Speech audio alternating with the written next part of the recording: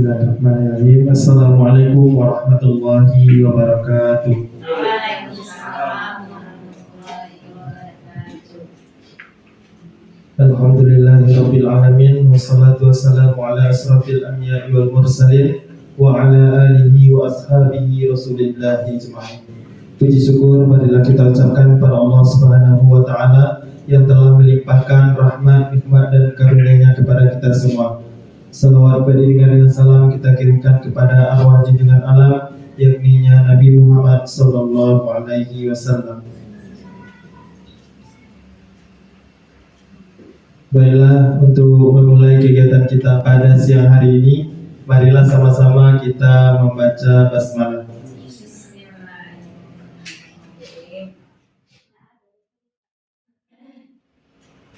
Adapun susunan acara kita untuk hari ini, yang pertama protokol yang sedang berlangsung, yang kedua sepatah kata dari Kepala Sekolah SD Negeri 03 Payakumbuh. Kepada Bapak waktu dan tempat disilakan.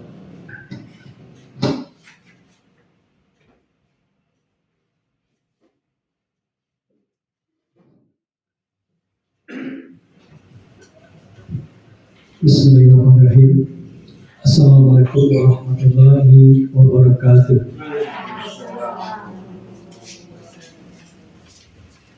Syukur alhamdulillah, marilah kita panjatkan kepada Allah Subhanahu wa taala yang pada siang hari ini kita masih diberikan kesehatan, kita masih diberikan kesempatan, sehingga dengan kesehatan dan kesempatan itulah kita bisa hadir dalam rangka presentasi yang akan dilakukan oleh Bu Retno selaku calon guru penggerak. Selanjutnya, salawat serta salam juga kita mohonkan kepada Allah Subhanahu wa taala, kiranya disampaikan kepada junjungan kita yakni Nabi besar Muhammad sallallahu alaihi wasallam. Yang kami hormati Bapak Ibu Majelis Guru dan terima sekali kepada narasumber kegiatan pada hari ini yang akan disampaikan nanti oleh Bu Retno selaku calon guru penggerak angkatan ke-8. Baiklah, Bapak Ibu, adapun kesempatan kita pada hari ini masalah calon guru penggerak ini merupakan semacam program yang dilayangkan, yang dibuat oleh Kementerian Pendidikan kita. Bapak Ibu yang kami hormati, adapun program CGP merupakan program yang telah dilayangkan oleh Menteri kita, dicanangkan oleh Menteri kita, yang tujuannya adalah untuk mempersiapkan para calon-calon guru yang punya kapasitas untuk menggerakkan anak. Yang tujuan pembelajarannya nanti adalah berpusat kepada anak. Jadi kalau kita lihat dari program CGP ini, itu sangat banyak sekali manfaatnya bagi kita. Apalagi ada program PNM, itu kalau kita buka, itu banyak sekali pembelajaran-pembelajaran. Mulai dari bahan-bahan, modul, sampai bagaimana cara kita mengajar dalam program kurikulum Merdeka ini. Jadi sangat banyak sekali manfaatnya bagi kita. Jadi kami berharap sebagai Kepala Sekolah SD 03 Payakumbuh, itu kami mengajak kepada kawan-kawan yang punya kesempatan untuk ikut CGP, mari kita ikuti. Mumpung pada saat ini pendaftaran CGP atau seleksi tahap awal itu sudah dimulai dan akan berakhir nantinya pada insya Allah pada 3 Agustus. Jika kawan-kawan yang punya kesempatan, itu mari kita mendaftar. Mudah-mudahan nantinya kita bisa menjadi guru penggerak. Bapak-bapak, ibu yang kami hormati, program CGP itu dilaksanakan oleh pemerintah, itu pelatihannya selama 9 bulan. Pelatihannya selama 9 bulan itu banyak sekali yang terdapat di dalamnya. Itu ada pelatihannya itu melalui online, Zoom meeting, itu diberikan oleh narasumber-narasumber atau instruktur-instruktur yang sangat-sangat berpengalaman. Yang mereka itu merupakan bersertifikat nasional. Ada guru penggerak, ada guru praktik, itu yang akan mengajarnya nanti. Jadi nanti kita diajar bagaimana caranya nanti kita menjadi seorang pemimpin, biarpun pemimpin lokal, biarpun calon pemimpin kepala sekolah dan pengawas, di situ akan diajarkan nanti. Sesuai dengan program calon guru penggerak ini, guru penggerak itu merupakan calon kepala sekolah. Jadi untuk menjadi kepala sekolah atau pengawas sekolah nantinya, itu pemerintah kita itu mencanangkan nanti untuk menjadi pengawas kepala sekolah itu merupakan dari guru penggerak. Jadi kami berharap kita ini adalah calon-calon pemimpin, minimalnya kita memimpin di dalam program. Jadi kami berharap kepada kawan-kawan, karena program ini merupakan program yang bagus, program yang baik, dan untuk meningkatkan kapasitas ilmu kita, marilah kita ikuti. Marilah kita ikuti, minimalnya kalau kita nggak jadi kepala sekolah, minimalnya kita bisa memimpin sebuah kelas, memimpin mengajar yang berpusat nantinya kepada anak-anak kita. Kami pun berharap kepada Bu Reno selaku calon guru penggerak yang kami lihat kegiatannya sangat banyak sekali, betul-betul dipacu, betul-betul mengejar tayang. Kadang-kadang kalau kami lihat belum siap tugas ini sudah masuk tugas yang lain, belum siap tugas yang lain masuk tugas ini. Jadi itulah kira-kira. Jadi tidak salah nantinya setelah calon guru penggerak menjadi guru penggerak, itu merupakan orang-orang yang tangguh, orang-orang yang punya kapasitas kepemimpinan yang tinggi. Jadi tidak salah nantinya itu pemerintah memberi penghargaan nanti untuk calon kepala sekolah itu dijadikan sebagai pemimpin. Ini kami berharap Bu Reno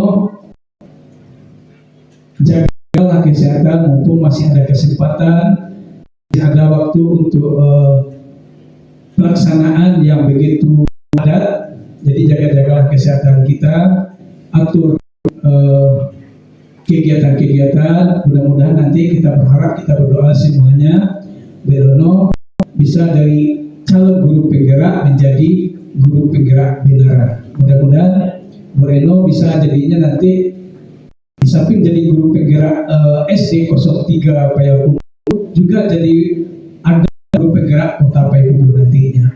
Mudah-mudahan apa yang kita laksanakan hari ini diridai oleh Allah Subhanahu wa Ta'ala dan Allah berikan kemudahan kepada semua.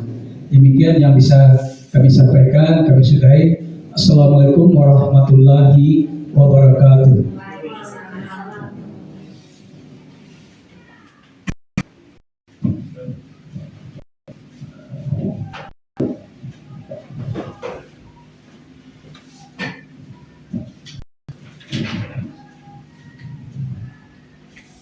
Selanjutnya,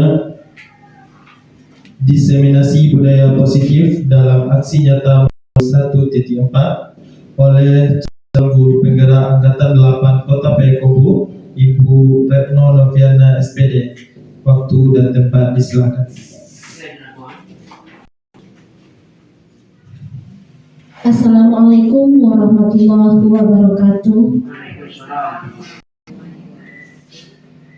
Yang terhormat Bapak Kepala Sekolah, selaku pimpinan SD Negeri 3 Payakumbuh, seterusnya Bapak Ibu Majelis Guru yang sudah berkesempatan hadir pada hari ini, meluangkan waktu dan tenaga serta pikirannya demi terlaksananya kegiatan diseminasi aksi nyata modul 1.4 tentang budaya positif. Pertama dan terutama sekali, marilah kita panjatkan puji dan syukur berkat rahmat nikmatnya kita bisa melaksanakan kegiatan kita pada siang ini, yakni diseminasi aksi nyata dalam modul 1.4 tentang budaya positif. Seterusnya, salawat beserta salam tidak lupa pula kita berikan kehadiran Nabi besar Muhammad Sallallahu Alaihi Wasallam. Allahumma sholli ala Muhammad wa ala ahli Muhammad. Baiklah Bapak Ibu beserta kepala sekolah undangan kami pada siang ini, izinkan kami selaku calon guru penggerak angkatan 8 Kota Payakumbuh atas nama Retno Novia SPD akan menyampaikan diseminasi kegiatan dalam modul 1.4 yaitu budaya positif. Kami mengucapkan ribuan terima kasih karena Bapak Ibu sudah meluangkan waktunya siang ini. Mudah-mudahan kegiatan kita berjalan dengan lancar nanti sampai akhir hendaknya. Amin ya rabbal alamin. Baiklah Bapak Ibu, pada kesempatan ini kami akan menyampaikan tentang aksi nyata yang tergabung dalam modul 1.4 yaitu budaya positif, yang mana rancangan tindakan aksi nyata tersebut adalah yang pertama, tolak ukur. Tolak ukurnya yaitu terbentuknya keyakinan kelas melalui kegiatan kesepakatan kelas yang dilakukan di kelas dan siswa. Yang kedua, siswa mampu menerapkan dan menjalankan keyakinan kelas yang telah dibuat secara bersama di dalam kelasnya masing-masing.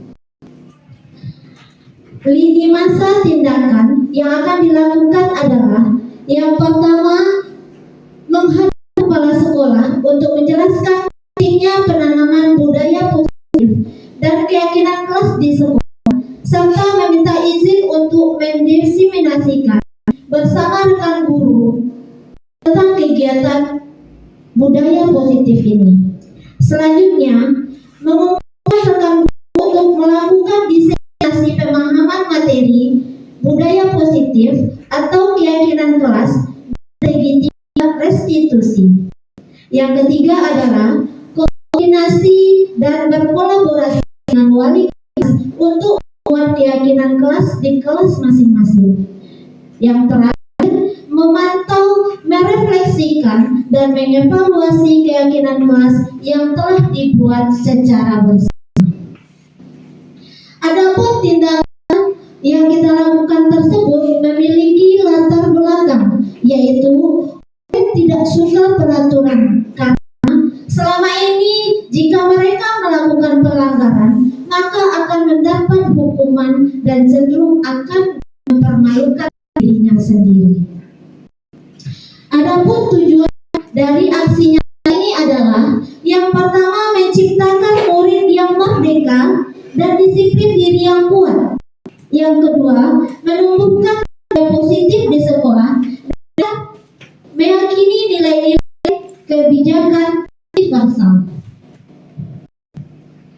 Dalam kegiatan ini, dukungan yang dibutuhkan adalah yang pertama, dukungan dari kepala sekolah, dukungan dari rekan guru, serta murid agar tindakan telah disusun dapat dilakukan secara lancar dan menyeluruh. Yang kedua, sarana dan prasarana yang menumbuhkan budaya positif di sekolah. Seterusnya, tidak lupa juga peran dari orang tua dalam melakukan budaya positif di rumah sebagai tindak lanjut yang sudah kita perdalam di sekolah. Baiklah Bapak Ibu, kegiatan diseminasi di sekolah mengenai pemahaman dan pengalaman budaya positif akan kami rangkum dalam materi sebagai berikut. Selamat datang para guru hebat SD Negeri 03 Payakumbuh. Mari belajar bersama, berkolaborasi, saling mendukung demi mewujudkan disiplin positif di sekolah kita yang kita cintai ini. Aksi nyata modul 1.4 tentang pembebasan, pemahaman, dan pengalaman penerapan budaya positif. Adapun konsep utama dalam modul yang berjudul budaya positif ini adalah yang pertama, adanya perubahan paradigma belajar. Kedua, kebutuhan dasar manusia. Ketiga, disiplin positif. Keempat, keyakinan kelas. Kelima, ketiga, restitusi. Keenam, motivasi perilaku manusia. Dan yang terakhir adalah posisi kontrol. Pembelajaran dengan paradigma baru adalah pembelajaran dengan paradigma baru ini dirancang berdasarkan prinsip pelajaran yang berdiferensiasi dengan setiap siswa. Mereka belajar sesuai dengan kebutuhan dari tahap perkembangannya menuju memberikan profil pelajar Pancasila. Adapun disiplin positif yang diutamakan pada budaya positif ini adalah yang pertama, dalam budaya kita, makna kata disiplin ini dimaknai menjadi suatu yang dilakukan seseorang pada orang lain untuk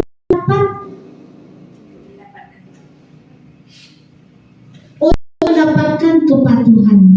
Kita cenderung menghubungkan kata disiplin ini dengan ketidaknyamanan. Yang kedua, sebagai pendidik, tujuan kita adalah menciptakan anak-anak yang memiliki disiplin diri, sehingga mereka bisa berperilaku dengan mengacu kepada nilai-nilai kebajikan universal dan memiliki motivasi intrinsik bukan ekstrinsik. Dalam artiannya di sini adalah kita munculkan dari diri anak sendiri, bukan dari orang lain. Yang terakhir adalah disiplin positif, merupakan salah satu cara penerapan disiplin yang bertujuan untuk menumbuhkan kesadaran serta memberdayakan anak untuk melakukan sesuatu tanpa suguhan, ancaman maupun hukuman. Nah, artinya di sini adalah mereka memiliki kesadarannya sendiri tanpa iming-iming di belakangnya. Bapak Ibu yang kami hormati, berikut kami tayangkan beberapa kebutuhan dasar dari manusia. Kita sebagai manusia memiliki kebutuhan dasar yang terangkum ke dalam 5 bagian. Yang pertama, bertahan hidup. Yang kedua, kasih sayang dan rasa diterima. Yang ketiga, penguasaan. Yang keempat, kebebasan. Dan yang kelima adalah kesenangan. Kira-kira menurut Bapak Ibu ada lagi tidak yang akan kita selipkan dalam merangkum 5 tentang kebutuhan dasar manusia? Ini bisa ditambahkan tak? Dihargai, rasa dihargai. Oke, terima kasih Pak Anto. Pendapat Pak Anto ditambahkan dengan rasa dihargai. Terima kasih, bagus sekali Pak. Memang betul, karena kita setiap manusia, tidak hanya anak-anak atau hanya orang dewasa, semua orang kita merasa ingin dihargai. Namun karena ingin dihargai, rasanya sudah tergabung ke dalam poin yang kedua, yaitu kasih sayang dan rasa diterima. Terima kasih Pak Anto. Ada Bapak Ibu yang lainnya? Oke, kita lanjutkan. Yang pertama tadi materi tentang kebutuhan kita yaitu bertahan hidup. Kebutuhan bertahan hidup ini atau survival adalah kebutuhan yang bersifat fisiologis untuk bertahan hidup. Ini misalnya adalah kesehatan, rumah, makanan, termasuk juga pakaian, banyak lagi. Apa yang kita butuhkan dalam kehidupan kita? Nah, untuk melangsungkan kehidupan kita agar kita bisa bertahan dalam hidup. Selanjutnya, penguasaan.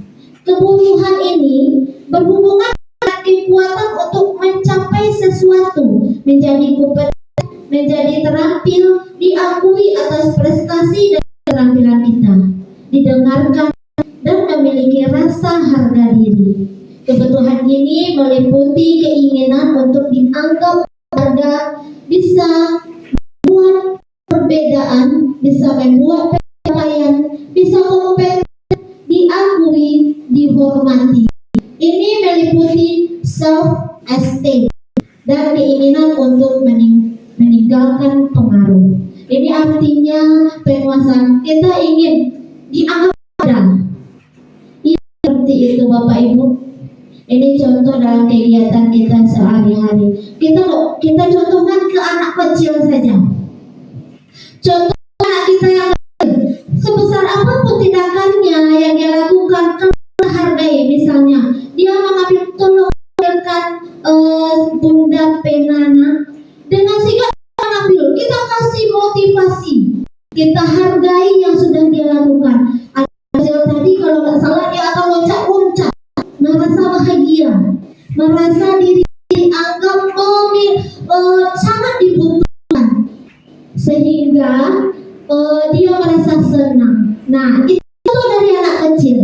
Apalagi kita, walaupun kita sudah besar, walaupun kita sudah tua, sudah entahlah apa namanya, sudah sangat tua lah, tidak melakukan apa-apa. Apalagi orang yang sudah tua, dia merasa penguasaan ini sangat dibutuhkan oleh dirinya.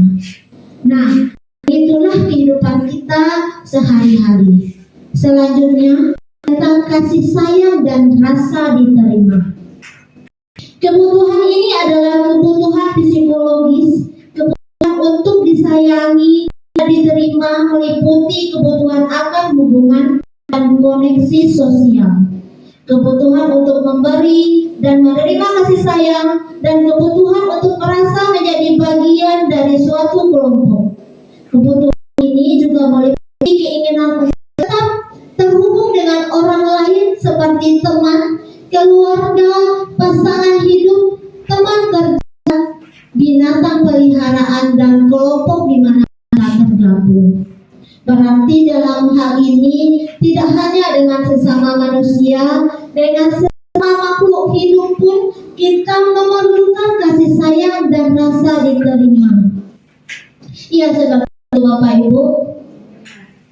Nah, contohnya saja rasa kasih sayang yang kita sering lakukan di lingkungan sekolah kita ini, yang kita berikan kepada anak didik, yang kita berikan kepada rekan sejawat, kita berikan kepada atasan kita, tentang kasih sayang dan rasa diterima agar semua kegiatan yang kita lakukan di sekolah ini berjalan dengan lancar. Coba Bapak Ibu bayangkan jika rasa kasih sayang dan rasa diterima tidak ada pada diri kita, mungkin satu program tidak akan berjalan dengan maksimal. Kita tidak bisa hidup dan berjalan sendiri karena kita merupakan makhluk sosial yang tidak bisa hidup tanpa bantuan orang lain. Baiklah Bapak Ibu, seterusnya adalah tentang kebebasan. Ini sangat penting sekali. Rasanya sangat tidak rasanya ada rasa pemberontakan di diri kita jika kebebasan ini tidak ada. Ada saatnya kita untuk terikat dan ada saatnya kita berada dalam kebebasan. Nah, kebutuhan untuk bebas ini adalah kebutuhan akan kemandirian, otonomi, memiliki pilihan dan mampu mengendalikan arah hidup seseorang. Anak-anak dengan kebutuhan kebebasan yang tinggi memiliki pilihan. Mereka perlu banyak bergerak, suka mencoba-coba, tidak terlalu terpengaruh dengan orang lain, dan senang mencoba hal baru yang menarik. Ini contohnya banyak sekali, apalagi kita ada di lingkungan sekolah dasar. Mereka banyak bergerak, berbeda dengan lingkungan kelas menengah dan sekolah di atas. Kelas sekolah dasar ini mereka sangat ingin dihargai, suka kebebasan, suka mencoba-coba, rasa ingin tahunya begitu tinggi.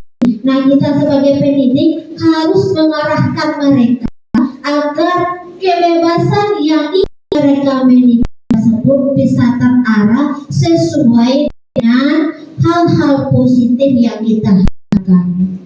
Baiklah Bapak Ibu, selanjutnya kesenangan. Kita sebagai manusia ini hal ini yang sangat penting sekali. Kalau senang hati awak, kira-kira bisa enggak kita melakukan sesuatu? Mungkin kita lakukan, tapi karena keterpaksaan, tentunya nanti hasil yang kita harapkan itu tidak akan maksimal dan kita melaksanakannya terasa terbebani. Namun kalau kita merasa senang atau memiliki kesenangan yang lain yang mulai positif, pasti kita akan menguasai apa yang akan kita inginkan dengan maksimal. Nah, kesenangan ini adalah kebutuhan akan kesenangan, tentunya untuk mencapai kesenangan seperti bermain dan tertawa. Bayangkan hidup tanpa kenikmatan apapun betapa menyedihkan. Pleasure menghubungkan kebutuhan kesenangan dalam belajar. Semua hewan yang tingkat intelijensi tinggi seperti anjing, lumba-lumba, primata dan lain-lain bermain. Saat mereka bermain ini mereka mempelajari keterampilan hidup. Yang penting manusia tidak berbeda dengan hal itu. Kita juga butuh kesenangan. Baiklah Bapak Ibu, kira-kira tabel yang kami sajikan tidak terbaca? Kabur.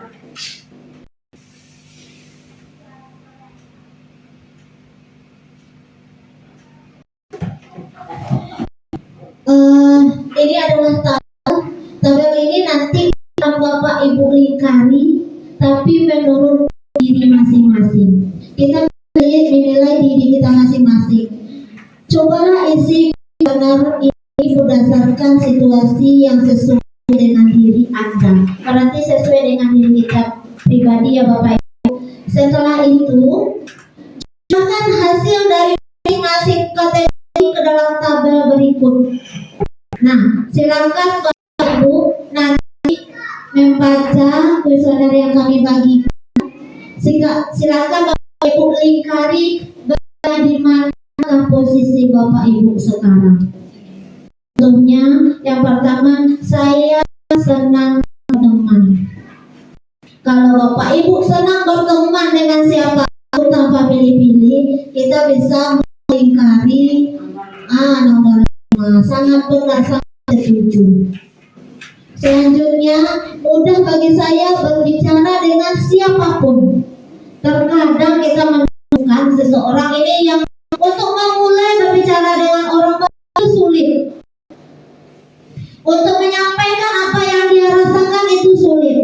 Nah, jika diri kita seperti itu, nah silakan lingkari, boleh kadang-kadang atau boleh tidak benar. Begitu seterusnya, nanti sampai ke poin nomor 40. Nah, artinya kita bisa menilai diri kita sendiri seperti apa, maunya kita bagaimana. Nah, kami akan membagikan kuesionernya. Apakah Bapak Ibu membawa alat tulis? Oke.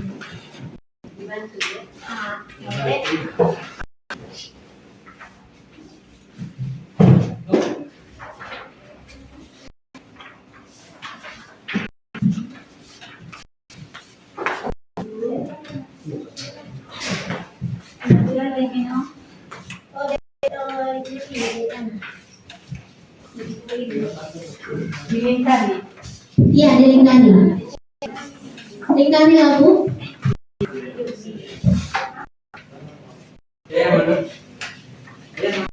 Saya senang berteman. Kurang sih Bu.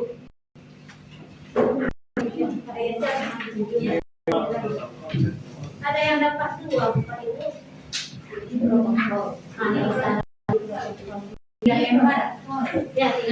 Bapak Ibu cukup isi halaman pertama, halaman kedua.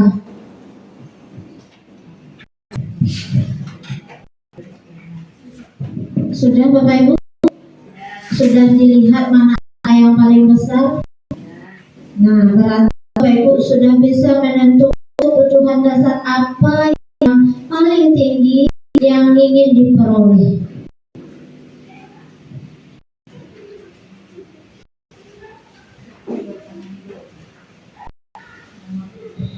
Karena cuaca sangat-sangat panas, angin berhembus sangat sedikit sekali, orang mata sudah mulai kendor, sedikit es breaking kita sini akan mata kita agak terbuka dan pikiran kita semakin lebih tertantang untuk menerima materi berikutnya.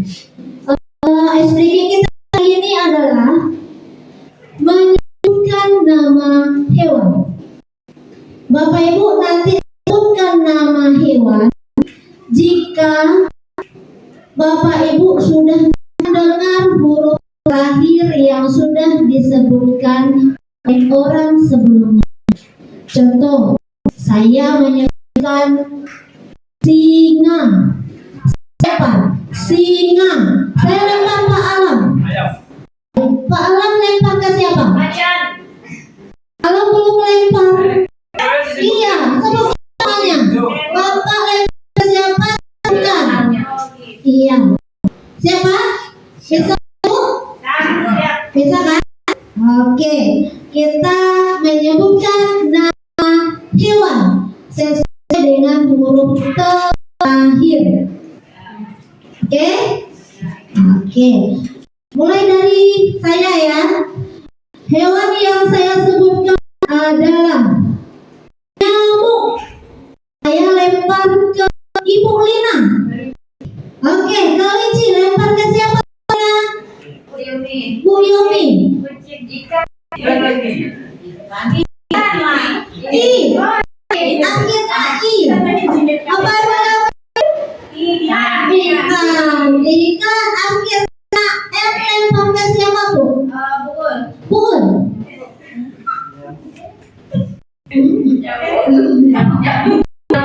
Nyamuk. Ulangan kata yang lain Bu. Tadi awalnya nyamuk.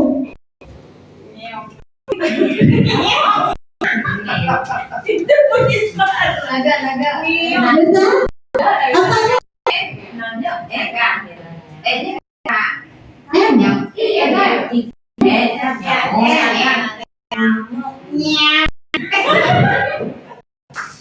Ini kalau di daerah Jawa ini orang bilang mau minyak itu bunyinya. Seperti boleh berbakat boleh Bapak kita bersenang dulu tunggu juga boleh rasa kesenangan. Apa Bu? Nyamuk bukan ulangan kata kalau tidak salah tadi dimulai dari nyamuk. Nah, mau cari yang lain. Yang lain. Cari hewannya yang lain. Tadi nyamuk sudah saya sebutkan. Ulang lagi, jangan pengulangan kata. Cari hewan yang lain. Naga, bukan partai siapa? Bu Yola. Angsa, Bu Yola lempar ke siapa? Ayam. Lempar ke siapa dia? Widi, silakan Pak Widi. Monyet. Lempar ke siapa Pak? Bu Yana. Tikus. Lempar ke siapa Bu? Bandar. Sapi. Lempar ke siapa Pak? Sekali ya. Nah, apa Pak? Iya. Banyak keluarganya. Kita udah mulai terbuka bibir matanya sedikit.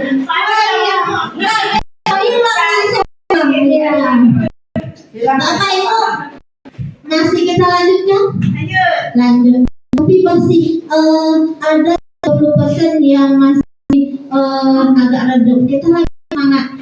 Kalau nggak salah ada nyanyi sedikit. Kalau saya suruh Bapak Ibu ketahuannya satu kali, ketahuan besar satu kali. Iya, satu kali sambil ini lempar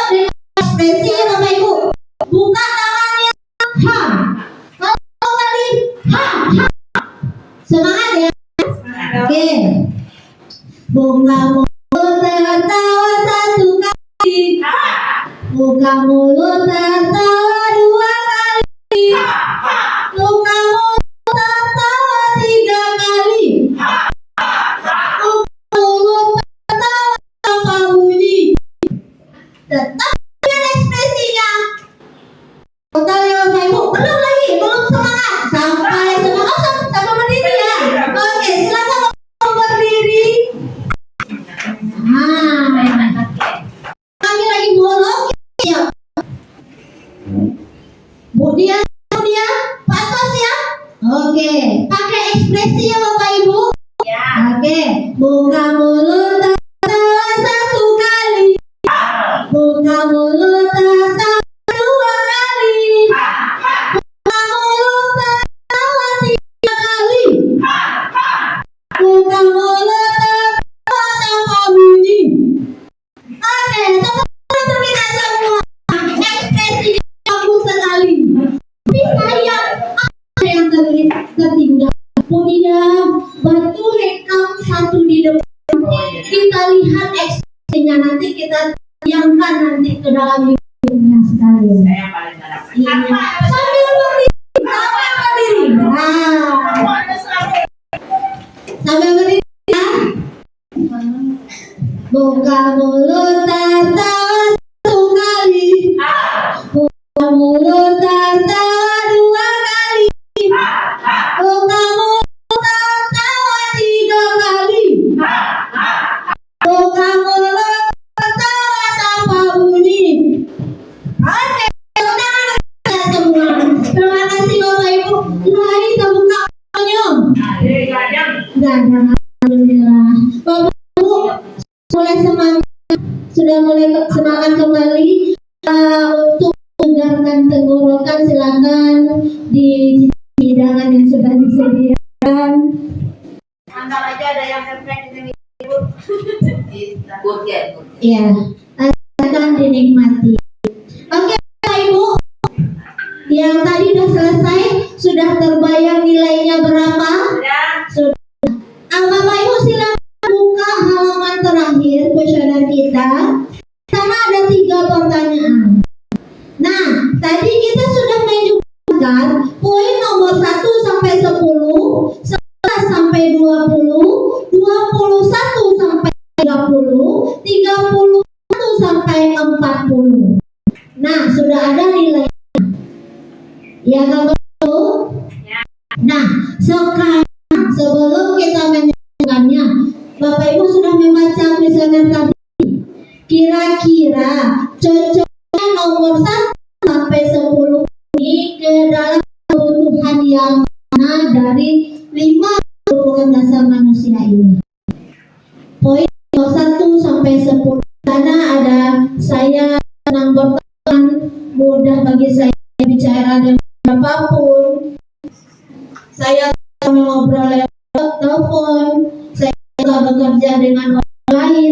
Saya menghabiskan banyak waktu dengan orang lain. Saya ingin orang-orang menyukai saya. Saya ingin membuat orang-orang bangga dengan saya. Apa yang teman-teman saya pikir tentang saya itu penting.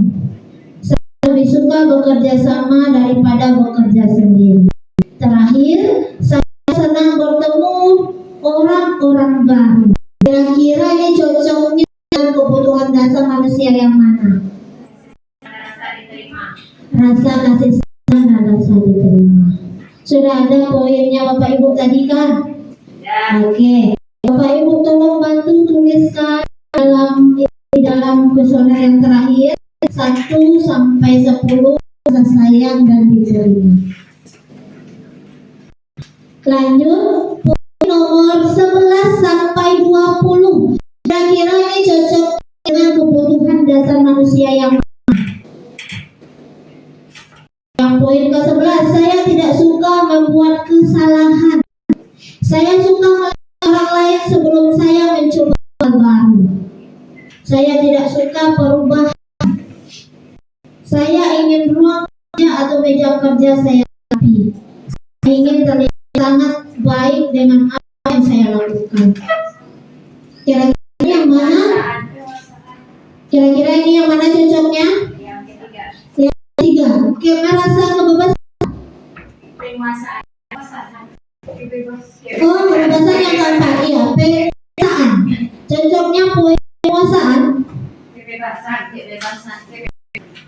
Kebebasan. Saya tidak suka. Bapak Ibu, untuk Sebelum saya mencoba hal baru, ya, saya tidak suka perubahan. ya, Saya ingin luar saja atau menjaga saya yang baik. Saya ingin terlihat sangat baik apa yang saya lakukan. Penampilan saya sangat baik bagi saya. Saya takut mencoba hal baru. Saya suka cocoknya mungkin kebebasan. Kita ingin bereksplorasi seperti apa. Kita mau seperti apa?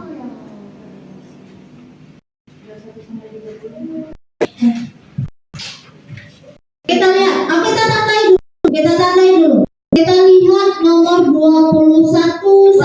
Saya suka memiliki pilihan dan kebebasan. Benar. 21 sampai 30. 21 sampai 30. Saya memiliki pilihan.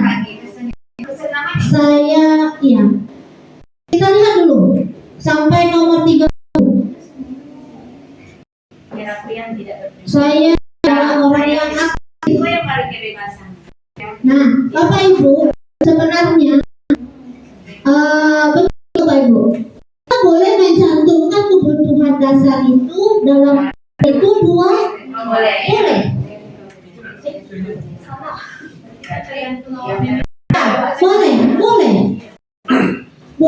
Boleh dimasukkan dua. Jadi poin 21 sampai 30 cocok ke Kebebasan. tapi yang tidak berpengaruh bagi saya. Cocoknya kebebasan. Iya, kebebasan. Lanjut 31 sampai 40. Saya sering tertawa, tapi bahagia tidak tertawa sendiri. Saya memiliki koleksi, saya senang memberitahu lucu, saya senang membuat orang tertawa. Saya berpikir orang lain berpikir saya bodoh. Saya suka bermain macam-macam permainan. Menurut saya ada banyak hal yang lucu. Menurut saya sekolah menyenangkan. Saya suka bernyanyi, menari saat musik bermain. Terakhir orang pikir saya lucu.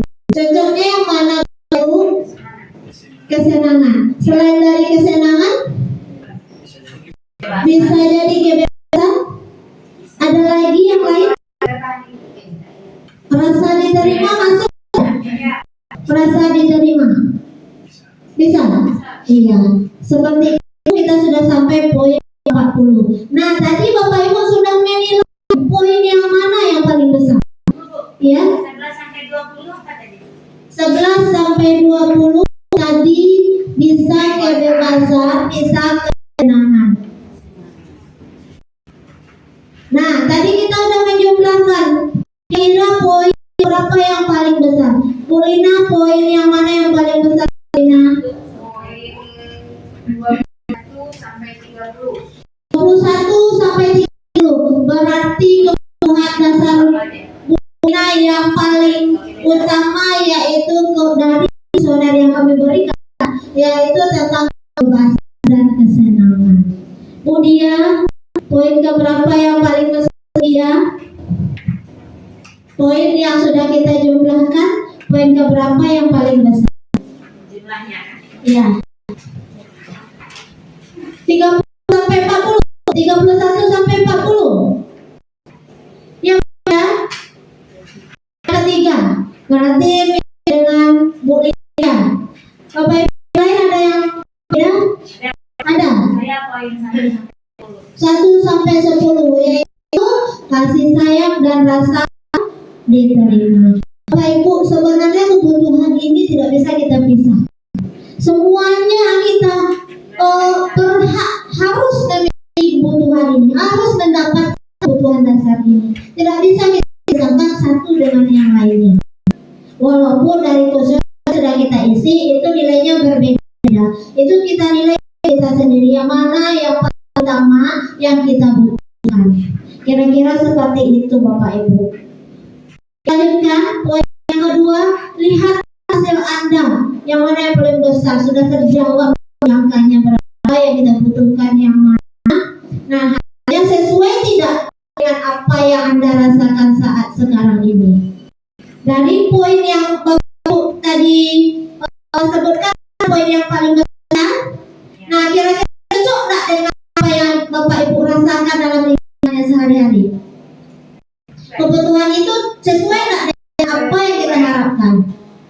jawab sesuai ya Bapak Ibu.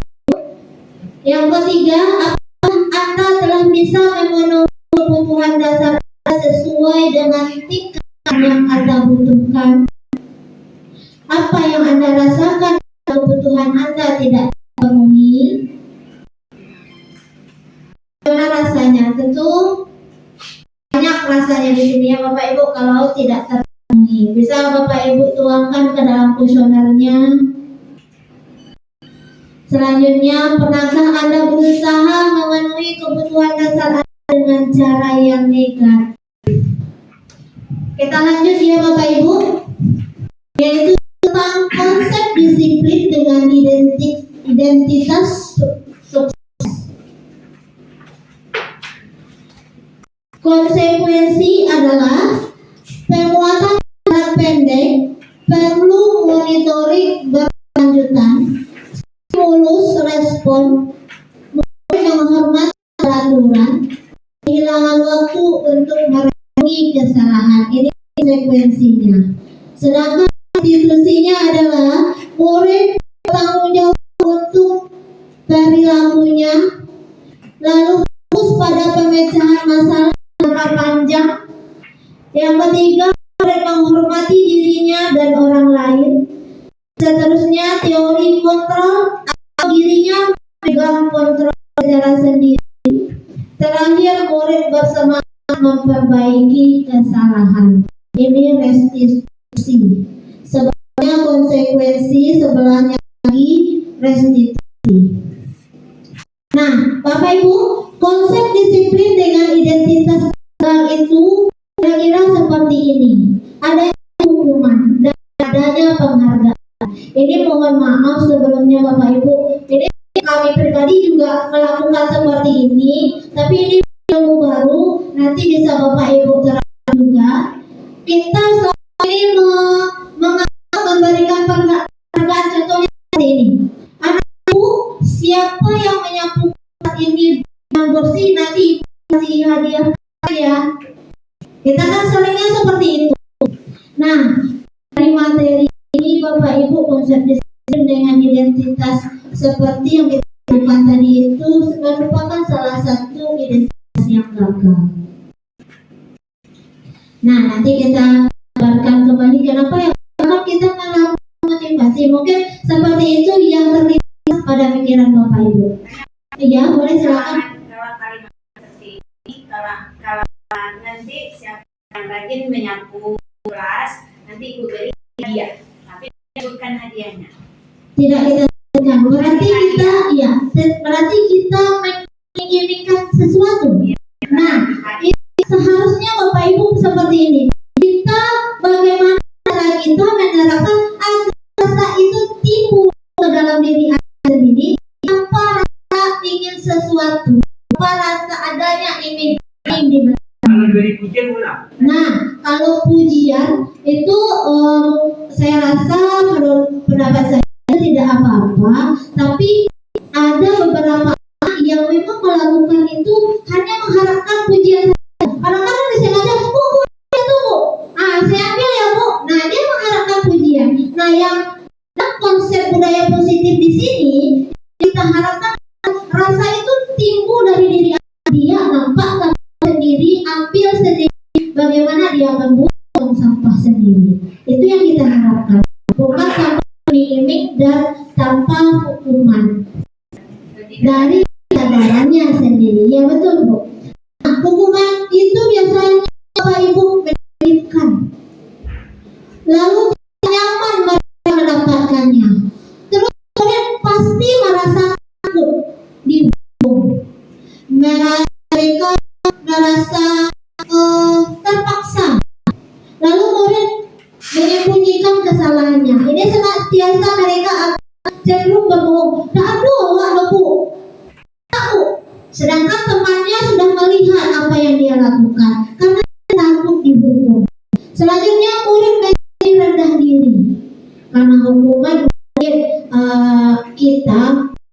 Kita hukumannya di depan teman-temannya, merasa kepercayaan dirinya semakin menurun sehingga dia merasa rendah diri di depan teman-temannya. Nah, bagaimana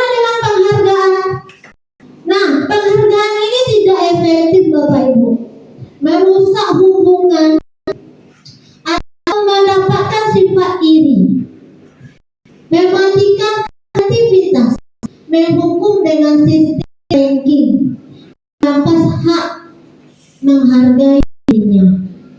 Nah, ini penghargaan. Makanya di kurikulum Merdeka tidak ada rankingnya Bapak Ibu.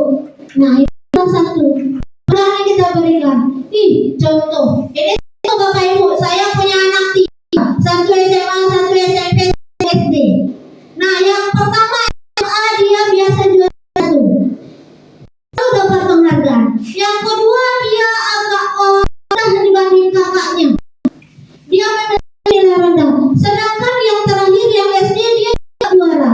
Nah, kita kadang-kadang ya Bapak Ibu, juara nanti kasih ini ya, boleh minta sesuatu yang kamu miliki ya. Nah, kira-kira perasaan anak kita yang tidak juara bagaimana? Iya, cocok tidak penghargaan yang kasih dengan identitas gambar? Bisa Bapak Ibu? Nah, seperti itu kira-kira. Nah, kami pribadi Bapak Ibu juga seperti itu. Apa yang Bapak Ibu rasakan? Dan dalam kelas ini yang kita lakukan, kita kasih penghargaan. Siapa yang dapat ini, siapa yang dapat ini, siapa yang bisa, siapa yang tercepat kita kasih ini. Nah begitu.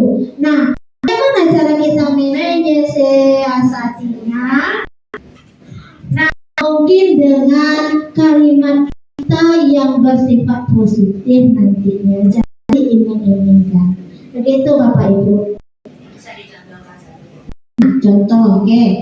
Contohnya, ada anak yang suka, contohnya begini, kita lihat sampah, ada anak yang lewat. Nah, dia menyebutkan kita, Bu, saya buang sampah ke tempatnya ya Bu, nanti hadiah. Contohnya seperti itu. Nah, kita panggil, oh iya, kita kasih motivasi, bagus ya anak Ibu, tapi kedepannya alangkah baiknya kegiatan yang kita lakukan itu kita lakukan sendiri dan kita dan yang tahu. Nanti bernilai pahala untuk kalian. Jangan karena orang lain melakukan itu, jangan karena hadiah yang kalian harapkan melakukan itu. Timbulkan rasa ingin mengerjakan sendiri. Itu kira-kira contohnya. Bagaimana Bu? Oke. Kita lanjut ya Bu. Iya Pak.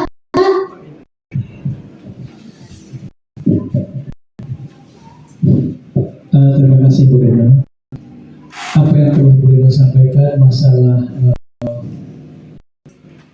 hukuman dan penghargaan tadi.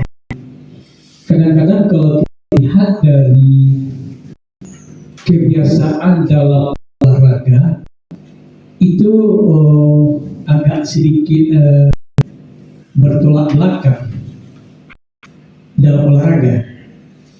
Dalam kegiatan di rumah, dalam kita rumah tangga itu mungkin sangat tepat sekali. Adanya iming-iming dan tidak ada kata-kata yang demikian. Tapi olahraga rasanya iming-iming tersebut sangat penting sekali. Itu merupakan motivasi bagi anak-anak kita untuk bisa berpacu dan bisa berlatih. Soalnya nanti kami pun sering melaksanakan melakukan pelatihan untuk anak-anak kita yang kalian tidak rajin, kalian tidak akan mendapat juara. Nah, kalian tidak akan dapat juara. Tidak kepingin kita di peringkat pertama, lalu kita di peringkat pertama. Nah, ada jenjangnya. Juara 1, 2, juara 3, juara 1 merupakan yang paling tinggi dan hadiah pun sangat besar. Nah, jadi motivasi. Jadi kalau seandainya yang ini terus itu ini merupakan di keluarga, tapi kalau di sekolah bisa jadi bisa kita terima, bisa jadi tidak, tapi mungkin kita lihat kondisinya. Tapi secara keseluruhan, secara bersama-sama, secara nggak ada yang diinginkan. Kalau gitu sama, tapi kalau jumlahnya sedikit atau 2 atau 3 orang, yang satunya kita beri hadiah, yang satunya tidak mungkin.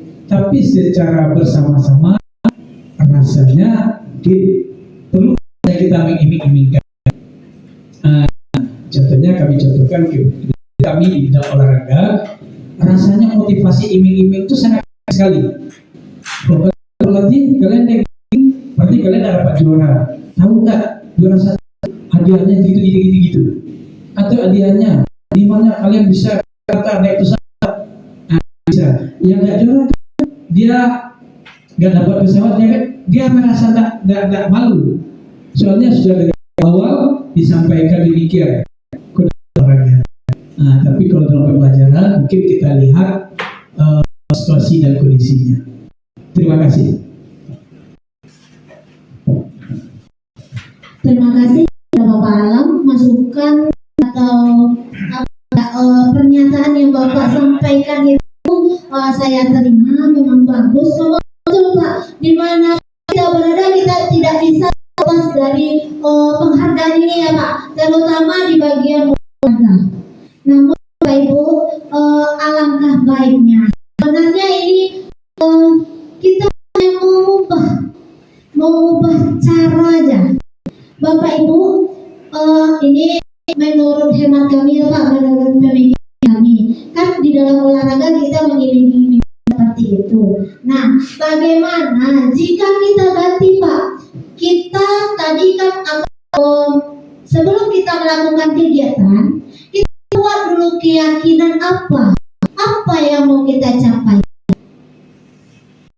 Contoh, keyakinan itu akan muncul, kita akan diskusi dengan anak kita, dengan anggota. Kalau kita dalam olahraga, nah dengan anggota-anggota yang tergabung dalam olahraga tersebut. Contohnya begini, dalam olahraga taekwondo ini, kita contohnya taekwondo ya Pak, kita melakukan kegiatan. Kira-kira keyakinan apa yang ingin kita capai?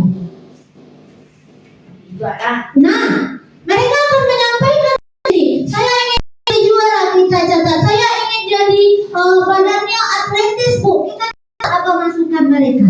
Kita terima, kita perlu kita cetak, kita tempelkan apa yang ingin dicapainya tadi.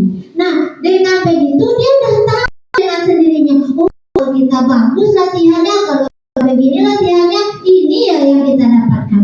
Kita sudah membuat keyakinan di awal dari pembelajaran atau kegiatan yang kita lakukan.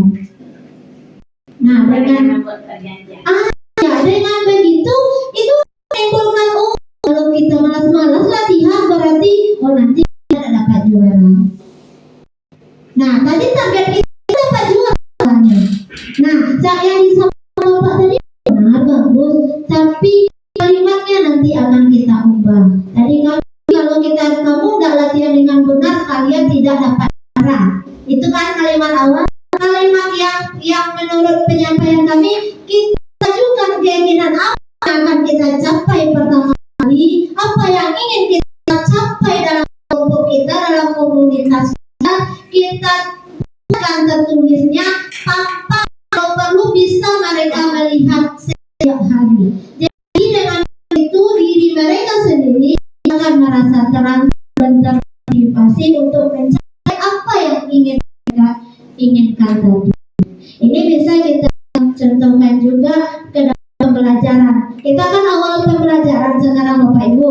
Nah, sebelum awal pembelajaran, sebelum ini, selama saya pribadi jadi guru, mungkin saya kita tata-tatik dulu ya apa yang kita di kelas kita ya, sebutkan semuanya. Kadang-kadang kita yang nyebutkan, kalian tidak ini, kalian tidak boleh itu, kita kok boleh kita ciptakan tata-tatik itu dari mereka. Kita cari mereka yang merangsang, kita rangsang mereka yang menciptakan sendiri tata-tatik tersebut. Lalu kalau sudah ada tata-tatik, arahkan mereka membuat keyakinan. Mereka itu ingin apa, maunya seperti apa. Mungkin kelas 2 ada kesepakatan atau keyakinan yang sudah terpampang di dinding. Nah, sebelah kiri Bapak Ibu ada tata tertib. Kalau tata tertib itu contoh bagaimana nanti akan kita bahas lagi ini. Seperti apa? Nah, ada keyakinan maunya jadi apa? Contoh tata tertib, dilarang membuang sampah sembarangan.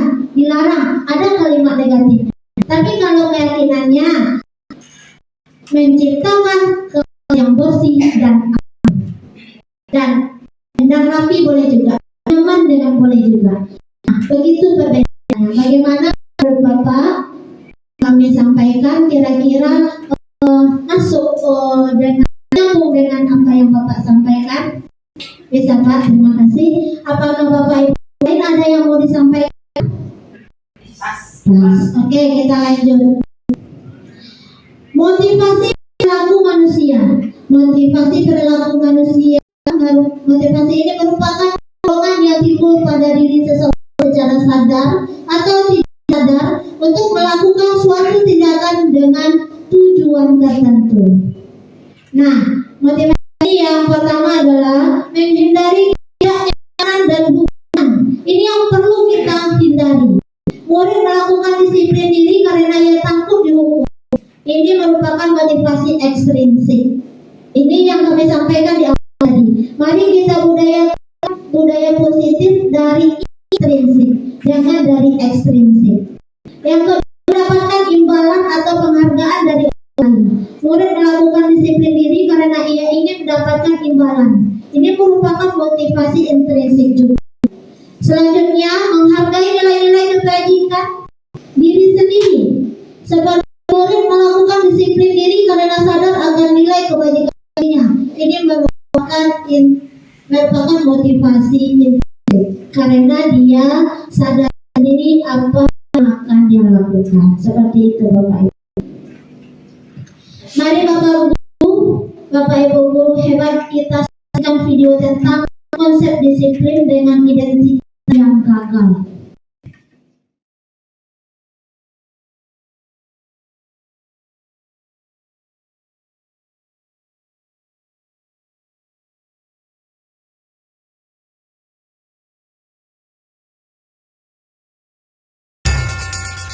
Ibu sudah pernah bilang kan sama kalian semua, kalau ibu sengaja mengambil jam pertama untuk mata pelajarannya ibu, untuk melatih kalian disiplin.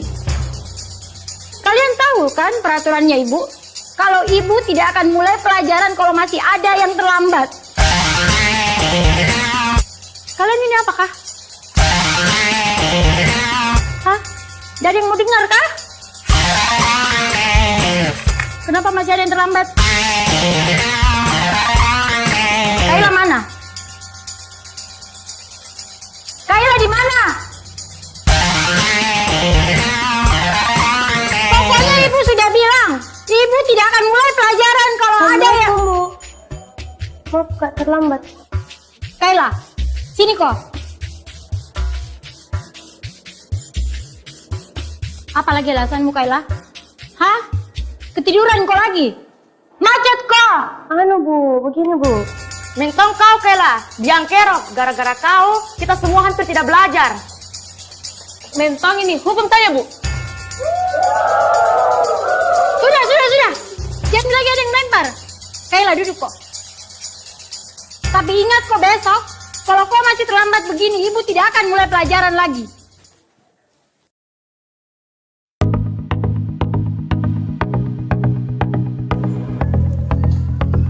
Selamat pagi anak-anak. Pagi, Bu. Betul-betul ini Kaila, Dik. Tidak ada tobat-tobatnya. Kemarin sudah dilempari nih gara-gara terlambat masuk kelas. Ada yang tahu kemana Kaila? Assalamualaikum Bu. Maaf Kak, terlambat. Tidak usah banyak alasanmu. Berdiri ke depan.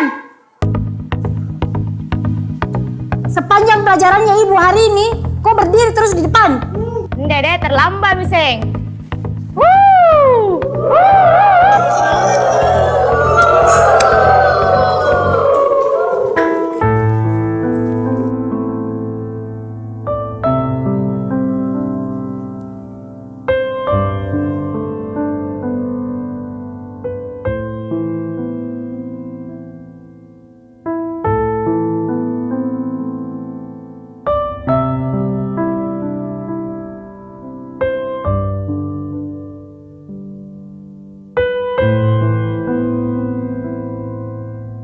Sudah 1 jam lebih Mini Kaila tidak datang. Kira-kira ada yang tahu kemana Kaila? Mungkin hari ini tidak masuk Ibu, karena takut dikasih surat ke orang tuanya.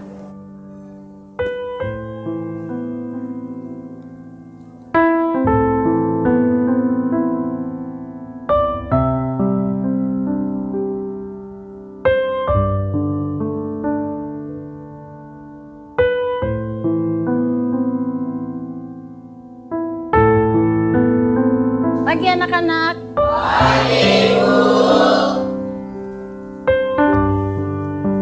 Masuk kok Kayla. Udah terlambat mau kok lagi. Kayla ke depan kok. Kenapa, Bu? Berdiri kok di situ. Hari ini saya kan udah terlambat, Bu, tapi kenapa saya tetap dihukum? Kok enggak masuk toh kemarin?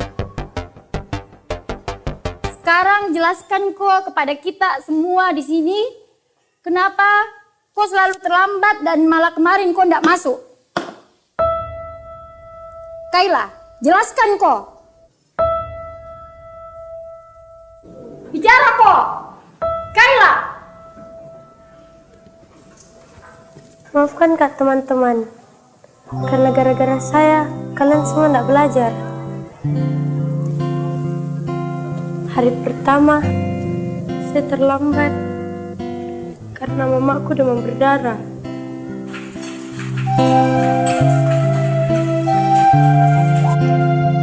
Harus keantar ke rumah sakit sebelum saya ke sekolah.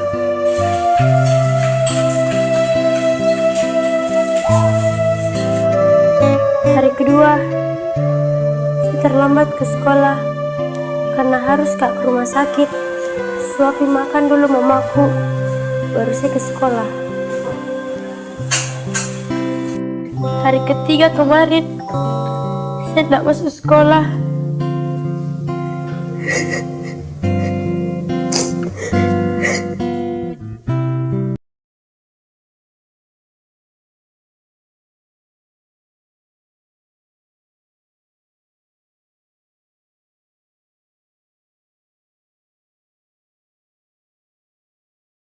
Lebih mamaku.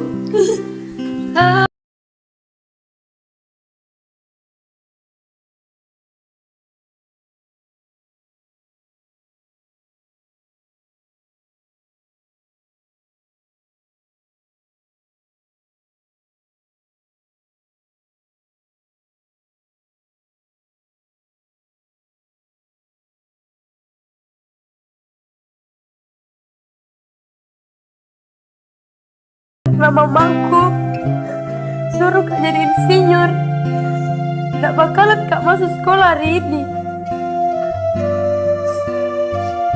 Saya kira kalian semua mau lempar Kak. Lemparkan, Ma. Lempar nih. Lempar nih. Lempar. Saya kira Bu kita mau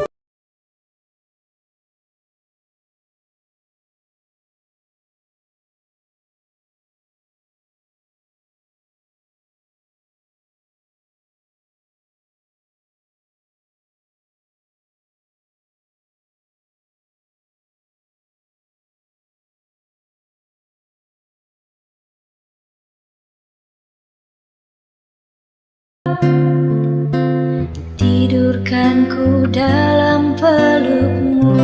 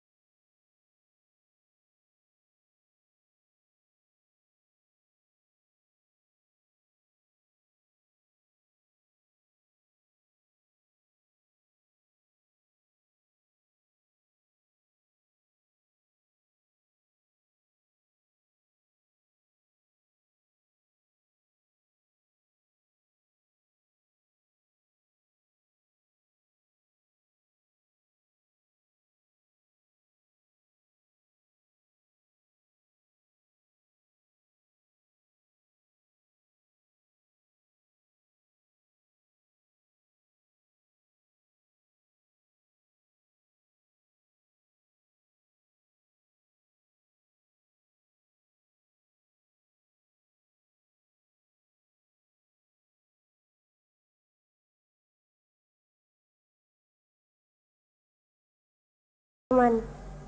Karena gara-gara saya, kalian semua tidak belajar. Hari pertama, saya terlambat karena mamaku demam berdarah.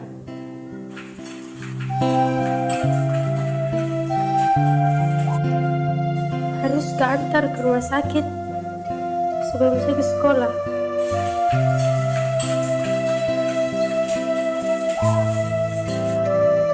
Hari kedua, saya terlambat ke sekolah karena harus ke rumah sakit suapin makan dulu mamaku, baru saya ke sekolah.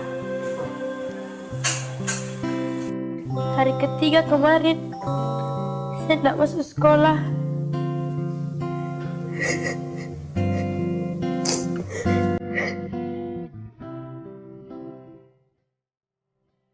Teringatku hadirmu bunda, manjakanku di kecil dulu. Karena meninggal mamaku.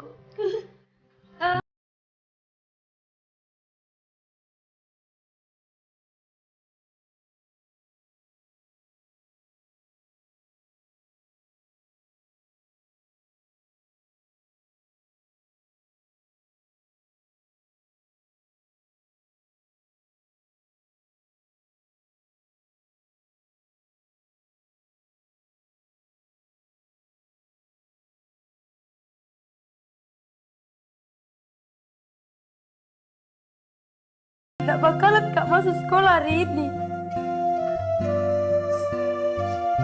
Saya kira kalian semua mau lempari Kak. Lemparkan Mak. Lempar nih. Lempar nih. Lempar. Saya kira mau kita menghukum Kak. Hukum Mak.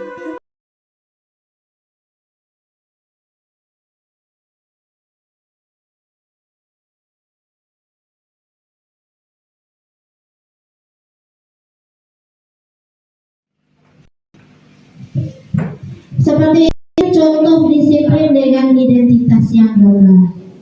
Kira-kira kita refleksi diri kita sendiri, kita refleksi diri kita masing-masing. Pernah nggak kita melakukan seperti itu? Kalau tidak, alhamdulillah berarti kita tidak menerapkan disiplin dengan identitas yang gagal. Begitu Bapak Ibu, kita lanjut. Konsep disiplin pendekatan restitusi. Nah, Bapak Ibu, pengertian restitusi. Bagaimana dengan konsep disiplin yang disampaikan yang berhubungan dengan restitusi? Restitusi adalah proses kita menciptakan kondisi murid untuk memperbaiki kesalahan mereka, sehingga mereka bisa kembali pada kelompok mereka dengan karakter yang lebih baik. Ciri-cirinya adalah bukan mengaku kesalahan, namun belajar dari kesalahan. Yang kedua, memperbaiki hubungan. Yang ketiga, orang bukan paksa. Yang keempat, menuntut untuk melihat ke dalam diri, mencari kebutuhan dasar yang mendasari tindakan, fokus pada karakter, bukan tindakan, menguatkan dan fokus pada solusi. Itu ciri dari restitusi. Nah, perbedaan contoh kasus siswa sering tidak membuat PR. Yang pertama, contohnya kita memberikan hukuman, yaitu guru menghukum siswa tersebut hormat bendera selama 10 menit. Lalu guru marah dan murid menjadi takut. Ini contoh hukuman. Yang kedua, contoh konsekuensi. Guru memberikan konsekuensi untuk mengerjakan PR-nya saat istirahat atau mengerjakan sebanyak 3 kali lipat. Guru bekerja dan guru tegas dan siswa menghormati peraturan. Nah, bagaimana dengan restitusi? Restitusi ini guru menanyakan keyakinan kelas. Nah, ini berhubungan dengan yang saya sampaikan tadi. Kita di awal sudah membuat keyakinan kelas. Lalu membantu siswa tersebut menyelesaikan masalahnya.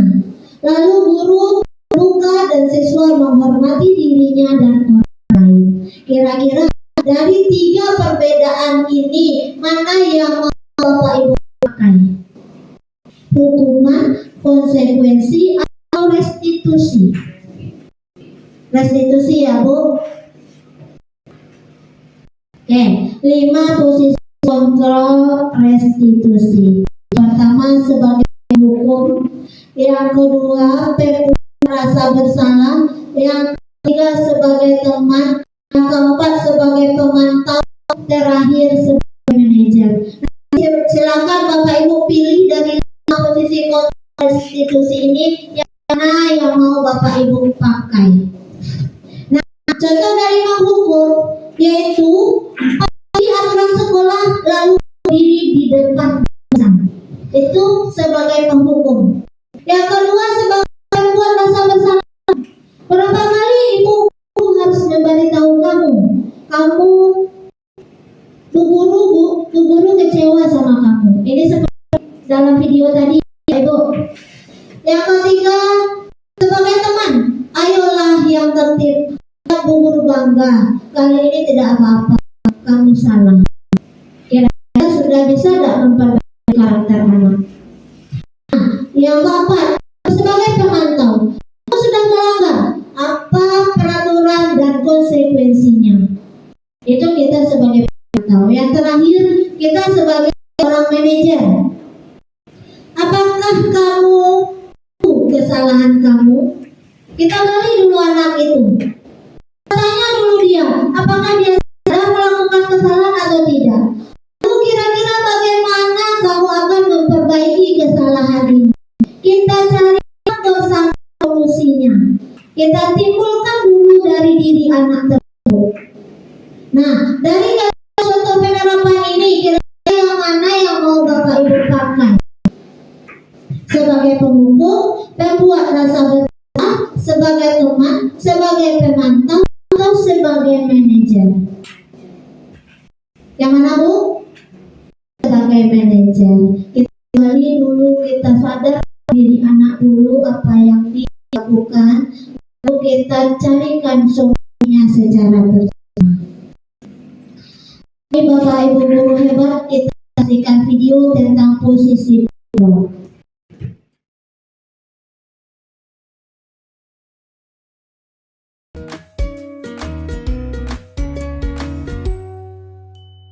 Salam bahagia Ibu dan Bapak guru hebat.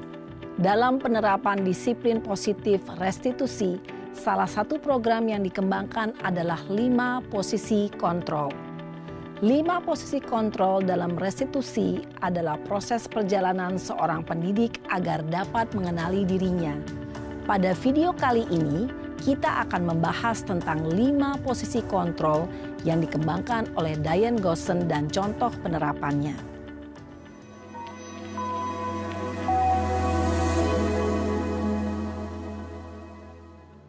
5 posisi kontrol itu adalah 1. Posisi penghukum. 2. Posisi pembuat merasa bersalah. 3. Posisi teman. 4. Posisi pemantau atau monitor. Dan 5. Posisi manajer. Untuk lebih memahami kelima posisi tersebut, mari kita saksikan kasus Naren yang terlambat hadir 20 menit di sekolah dan melihat bagaimana kelima posisi kontrol dalam menghadapi masalah tersebut.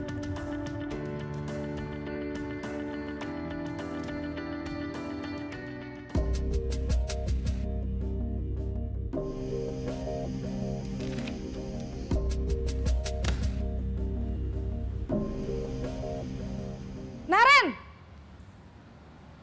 Sini kamu! Selamat pagi, Bu. Selalu terlambat. Kamu deh, pasti terlambat. Maaf, Bu. Saya... Apa? Apa coba? Alasan kamu apa lagi? Kapan sih kamu tidak terlambat? Malas sekali ya kamu jadi anak. Saya... Dasar pemalas. Gak kapok-kapok sih kamu. Sudah berapa kali terlambat? Sana. Kamu keliling lapangan basket 2 kali. Kenapa saya harus keliling lapangan basket, Bu? Kenapa? Kamu mau lawan ibu? Berani-beraninya jawab, sudah terlambat, Masih berani jawab pula. Sekarang keliling lapangan basket 5 kali sekalian, biar kapok. Cepat, pergi sana ke lapangan basket. Posisi penghukum biasanya berbicara dengan nada tinggi, menghardik, menunjuk-nunjuk, menyakiti, dan menyindir. Hukuman bisa berupa fisik maupun psikis. Ibu dan bapak guru hebat. Dampak yang terjadi pada murid ketika guru berada pada posisi penghukum adalah murid cenderung akan memberontak, bahkan menyimpan dendam.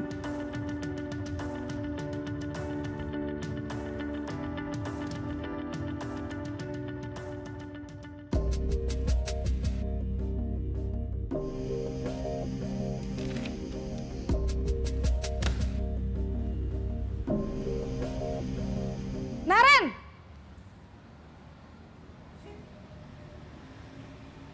Selamat pagi, Bu. Naren. Kamu kenapa terlambat lagi, Nak? Ya Tuhan, Naren. Kamu senang ya bikin ibu susah ya? Kalau kamu terlambat lagi, nanti ibu yang ditegur bapak kepala sekolah, Nak. Disangka ibu tidak bisa membina kamu. Duh, gimana ini? Maaf, Bu. Duh, Gusti Naren.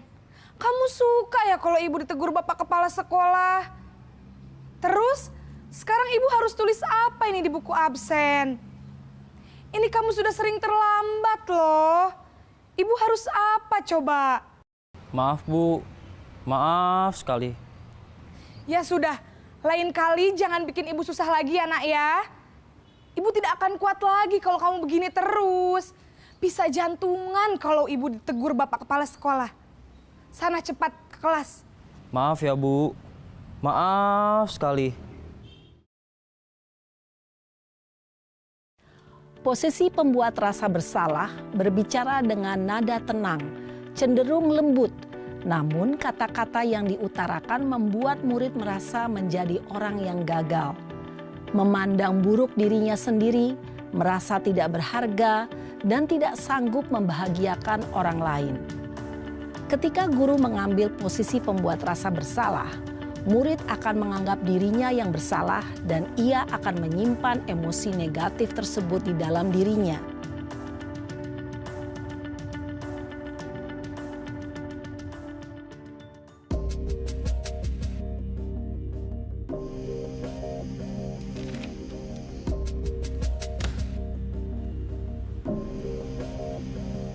Naren!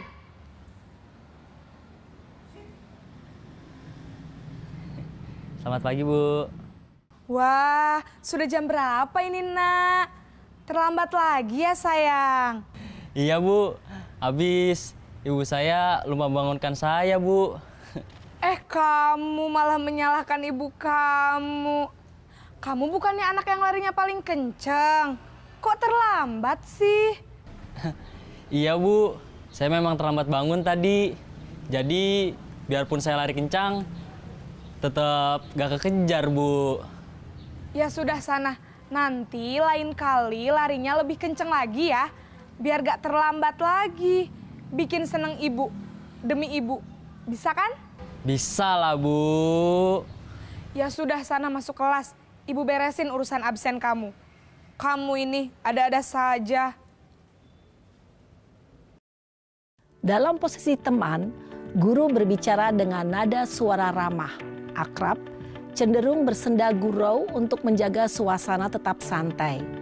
Murid akan merasa senang, aman, dan akrab dengan guru. Identitas yang tercipta adalah identitas sukses atau berhasil. Namun, perlu diingat, karena ini masih dorongan eksternal, maka ada faktor ketergantungan dari murid kepada orang tertentu. Di sini guru absennya, sehingga di lain waktu murid bisa berperilaku baik, namun hanya kepada orang-orang tertentu saja.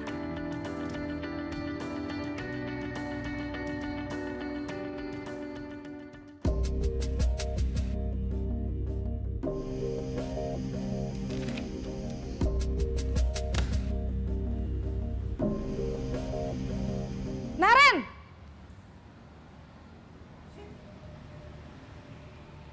Selamat pagi, Bu. Naren, apa peraturan sekolah kita tentang jam berapa kita harus masuk sekolah, nak? Kita harus di sekolah jam 7, Bu. Iya, betul. Sekarang sudah jam 7.20. Naren sudah tahu konsekuensinya jika terlambat hadir. Paham, Bu. Saya harus tinggal kelas pas jam istirahat selama 20 menit. Iya, benar. Konsekuensinya demikian. Jadi nanti jam 9.30 pas istirahat, kamu harus tinggal di kelas, kerjakan tugas tambahan untuk ketertinggalan kamu, ya? Baik, Bu. Posisi pemantau mengandalkan penghitungan atau data untuk mengontrol murid. Guru mengarahkan murid berdasarkan peraturan dan konsekuensi. Seorang pemantau menunjukkan bahasa tubuh dan ekspresi wajah yang datar dan cenderung formal.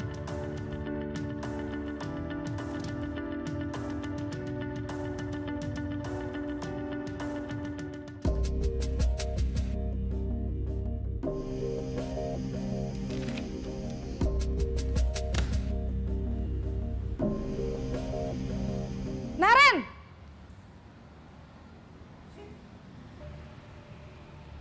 Selamat pagi, Bu. Selamat pagi, Naren. Maaf, Bu. Saya terlambat. Iya, sekolah masuknya jam 7, sekarang sudah jam 7.20. Jadi sekarang bagaimana ini, Naren? Maaf, Bu. Saya lupa setel alarm saya semalam. Baiklah, menurut kamu, keyakinan sekolah yang mana yang perlu kamu tingkatkan? Menghargai diri sendiri dan orang lain mungkin ya, Bu. Setuju. Jadi, apakah Naren meyakini prinsip saling menghormati tersebut? Iya, Bu. Saya meyakininya. Apakah Naren bersedia memperbaiki masalah keterlambatan ini? Bersedia, Bu. Bagaimana kamu akan perbaiki masalah keterlambatan ini? Saya akan coba untuk tidak lupa menyetel alarm saya, Bu. Baik, kalau Naren lupa menyetel alarm di rumah, ada orang yang kira-kira bisa bantu mengingatkan tidak? Ada, Bu. Kakak saya, Kak Ema. Ada lagi selain Kak Ema? Selain Kak Ema, ada ibu saya. Baik, jadi yang mengingatkan Naren adalah Kak Ema dan ibu kamu ya? Kira-kira akan mulai setel alarm kapan nih, Naren? Setelah pulang sekolah, akan segera saya lakukan. Baik, jadi Naren akan setel alarm untuk bangun besok pagi dan akan diingatkan oleh kakak dan ibunda Naren ya. Ada lagi yang mungkin perlu dilakukan, Naren? Agar tidak terlambat bangun lagi. Tidak ada, Bu. Baik, Naren. Terima kasih untuk kerjasama kamu. Sekarang kamu perlu kembali ke kelas untuk belajar. Baik, Bu. Terima kasih. Posisi manajer adalah posisi kontrol yang disarankan untuk membimbing murid memiliki sikap disiplin yang positif, yaitu murid yang mandiri, bertanggung jawab, dan dapat memecahkan masalah. Tujuan dari posisi ini adalah agar murid dapat berefleksi atas tindakannya.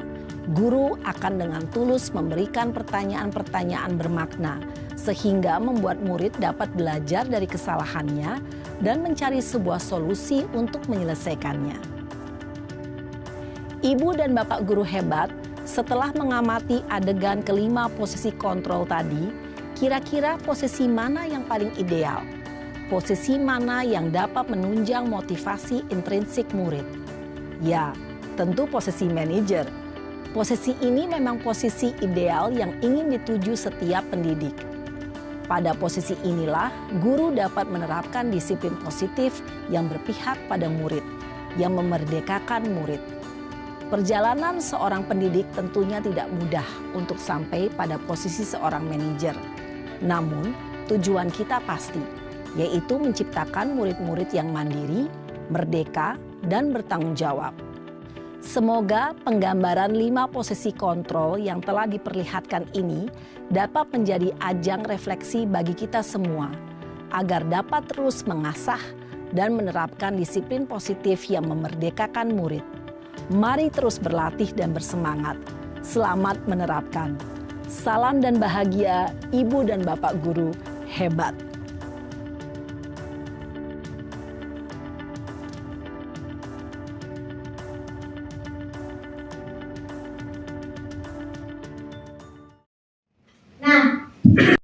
Bapak Ibu, dari video tadi bisa tarik kesimpulan nanti tentang keyakinan kelas. Ini yang saya sampaikan awal tadi tentang keyakinan kelas.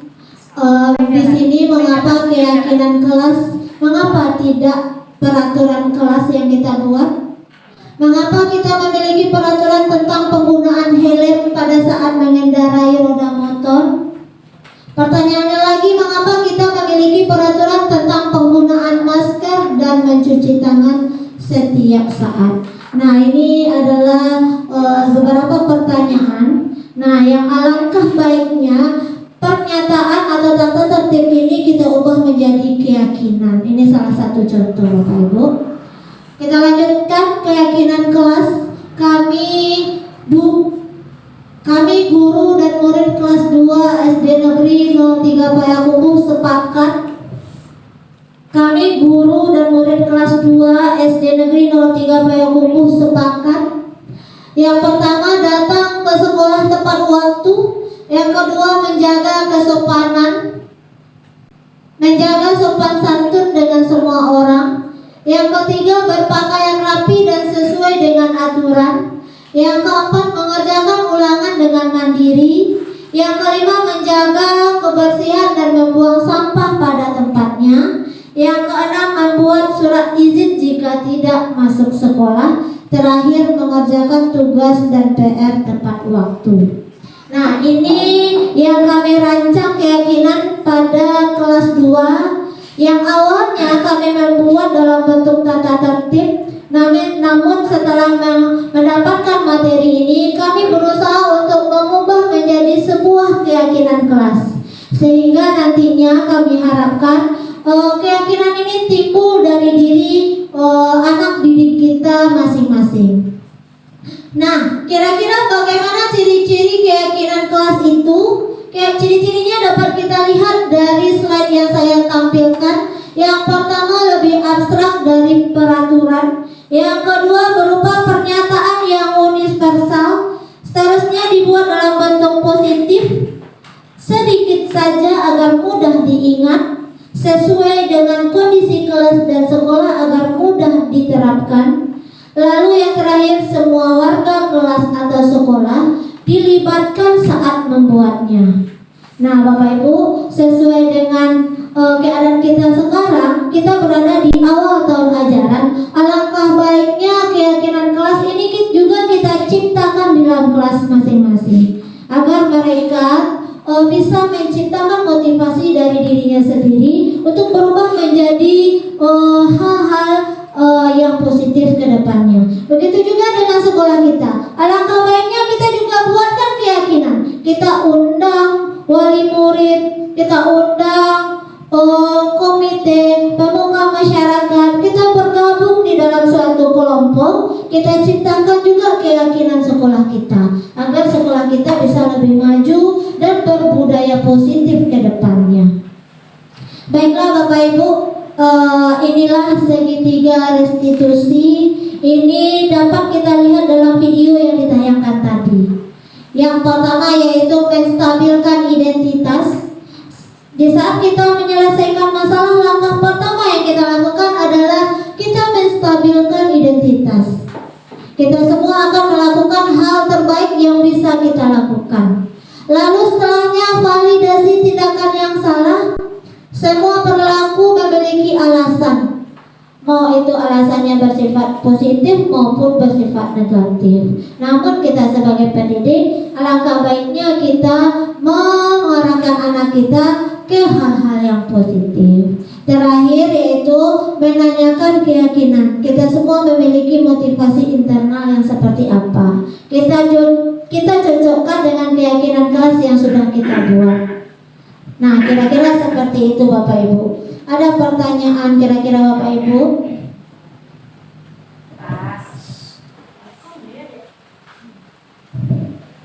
Nah, untuk penerapan segitiga restitusi itu Bapak Ibu dapat kita lihat dalam video berikut yang sudah kita rancang dan kita coba terapkan di kelas. Videonya seperti ini Bapak Ibu.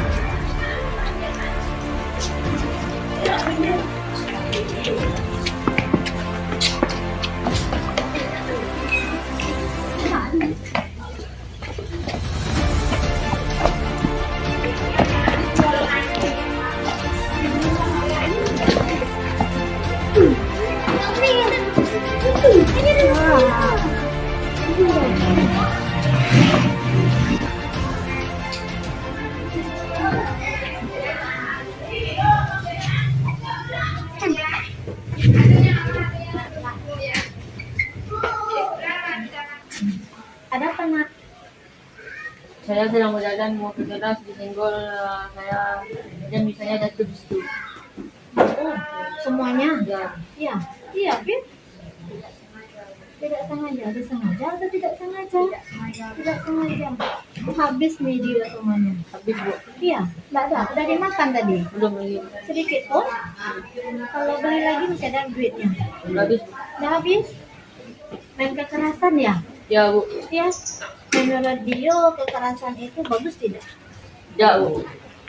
Kenapa tidak? Karena kira-kira siapa yang rugi? ya, Nah, kita semua kan? ya Bu. Dio rugi, Afif rugi. Yang sakit badan siapa? Badan aku. Badan Afif. Apakah badan Dio tidak sakit? Ya Bu. Nah, sama-sama sakit keduanya kan? Afif sakit, Dio juga sakit.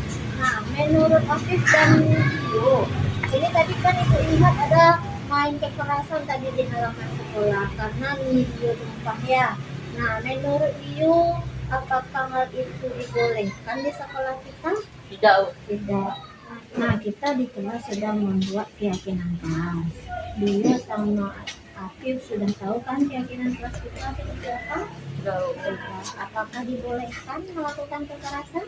Tidak Bu. Tidak. Nah, ke depannya, menurut Dio, apa yang akan Dio lakukan setelah video ini tumpah? Apa tindakan yang harus Dio lakukan? Apakah harus dengan menggunakan kekerasan saja? Tidak.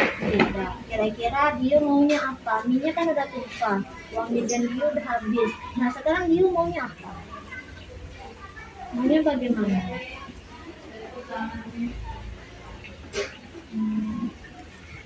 Dia minta maaf ke saya Bu. Dio, dia tahu kan keyakinan kelas yang sudah kita sepakati. Nah, kira-kira tindakan Dio dibolehkan tidak? Tidak Bu. Tidak. Nah, sekarang apa yang ingin Dio lakukan terhadap Afif yang sudah membuang makanan Dio? Apakah itu sengaja atau tidak? Nah, apa yang maunya Dio lakukan? Dia harus menggantinya Bu. Karena dia sedang menjatuhkan diri saya dan tidak dan lari dan lalu dia mentertawakan saya. Itu tadi kejadiannya. Ya Bu. Oke, itu yang harapan Dio ya. Sekarang bagaimana? Menurut Afif, tindakan Dio tadi benar atau tidak? Tidak. Nah, sebenarnya Dio, tindakan Dio itu bagus.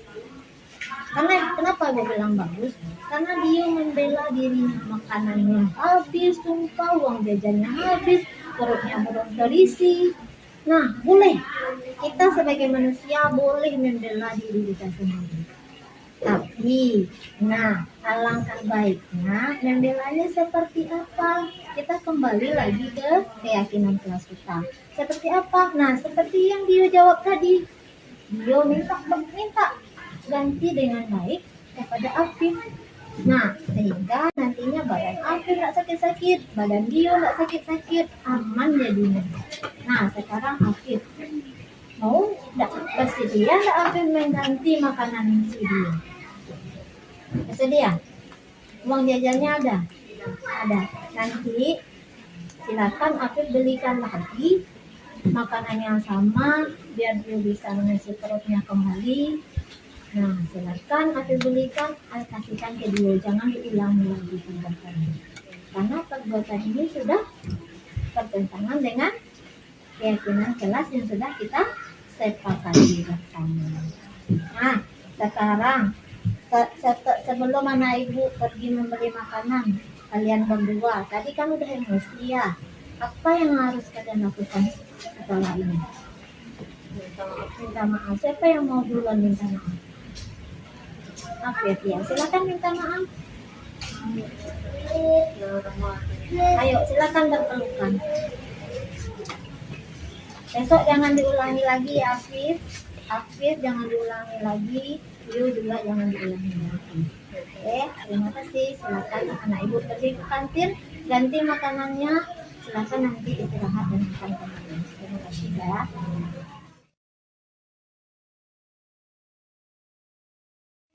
Bagaimana perasaan Afif setelah masalah ini Ibu Retno selesaikan, dan bagaimana tindak lanjut apa yang Afif lakukan ke depannya? Sangat senang dengan cara Ibu Retno menyelesaikan masalah ini dengan tenang dan tidak marah-marah. Untuk selanjutnya, aku tidak akan mengulangi lagi walaupun mengakui kesalahan aku. Bagaimana perasaan Dio setelah Ibu Retno menyelesaikan masalahnya tadi, dan apa yang harus Dio lakukan ke depannya? Saya akan menjadi orang yang lebih baik dan tidak bermain kekerasan lagi, dan saya juga dengan Bu Retno telah menyelesaikan masalah yang telah saya lakukan pada hari ini. Saya akan sabar dan akan menjadi orang yang lebih baik dan tidak akan bermain kekerasan lagi.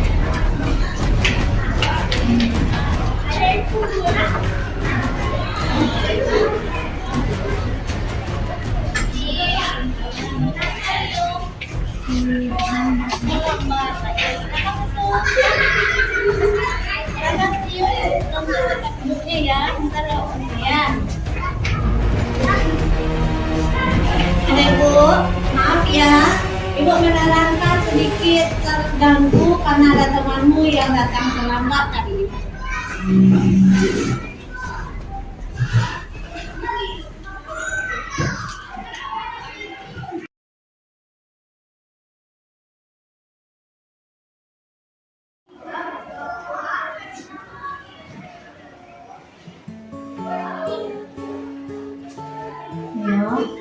Maaf ya nak, sekarang Ibu meninggalkan dulu di kelas, belum main. Ibu mau tanya, Ibu penasaran kira-kira sebelum penasaran Ibu terjawab, kira-kira apa ya yang menyebabkan dia Ibu tinggalkan dulu tanpa keluar main?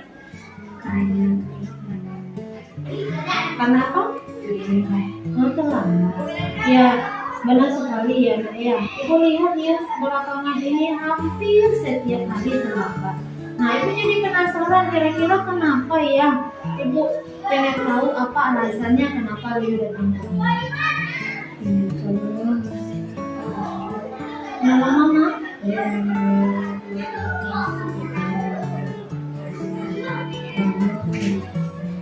Oh, jadi mama itu ke pasar dulu pagi-pagi. Enggak sekarang sedikit Mama ke pasar dulu. Iya. Mama ke pasar mau beli apa pagi-pagi sekali?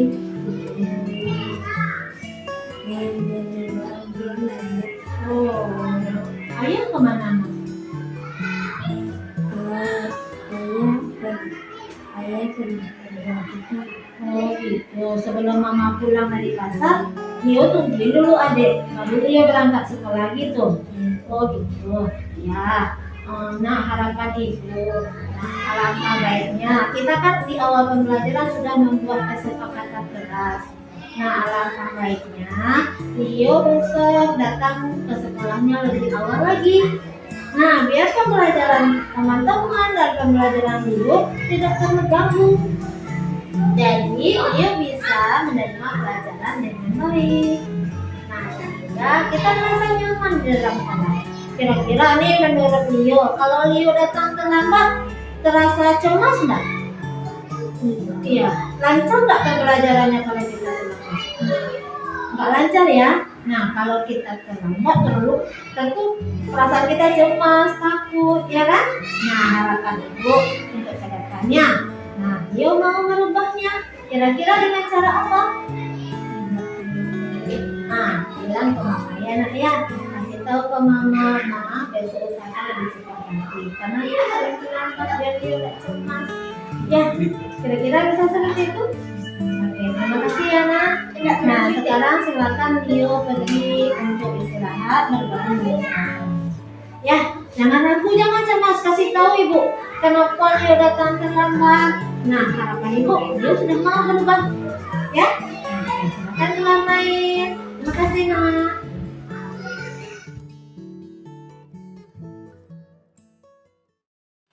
Alhamdulillah videonya sudah berakhir.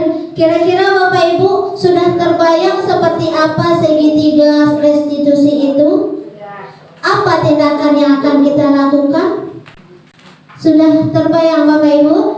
Sudah. Mudah-mudahan kedepannya kita bisa merubah paradigma lama kita. Kita ubah lagi dari tata tertib menjadi keyakinan. Dalam penyelesaian masalah kita gunakan segitiga restitusi. Lalu kita terapkan budaya positif dimanapun kita berada. Nah, kesimpulan pembelajaran kita hari ini adalah dalam penerapan budaya positif dan disiplin positif, hendaknya guru memiliki standar kepribadian, profesional, dan sosial yang baik di mana guru mampu berefleksi pada posisi kontrolnya saat ini. Bagaimana perjalanan dirinya sebagai seorang among, posisi manajer yang menuntut murid-murid menjadi insan yang mandiri, merdeka, dan bertanggung jawab.